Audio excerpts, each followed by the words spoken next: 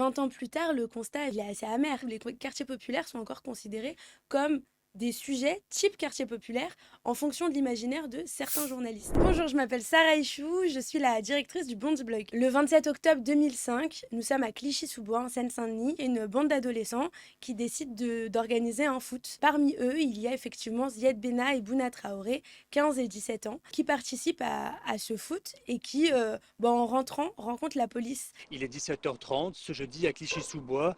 Les policiers soupçonnent un groupe de jeunes d'avoir participé à un vol. Et par la peur, ces adolescents finissent par se réfugier dans un transformateur EDF et ils sont morts électrocutés. Suite à ce drame, les quartiers populaires, d'abord de Seine-Saint-Denis, d'Île-de-France, puis même de France, se sont embrasés. Le bilan des violences qui se sont déroulées la nuit dernière dans la cité des 3000 est lourd. Il s'est passé alors un moment historique dans l'histoire des quartiers populaires, à savoir les révoltes de 2005, que beaucoup ont appelé et appellent encore les émeutes de 2005. Et tout d'un coup, en fait, il y a eu plein de télé, plein de médias locaux, nationaux, internationaux même, qui tout d'un coup se sont précipités en Seine-Saint-Denis, à Clichy-sous-Bois et tout, à la recherche de la carcasse de voiture, des flammes, etc., etc. On cherchait des images qui collaient à l'imaginaire qu'ont beaucoup de journalistes, qu'ont beaucoup de gens des quartiers populaires. Et c'est justement dans ce contexte médiatique qu'est né le Bondi Blog. Les quartiers populaires étaient beaucoup montrés, mais les micros étaient peu tendus. Le Bondi Blog est né en novembre 2005 dans le but de donner la parole directement aux premiers concernés,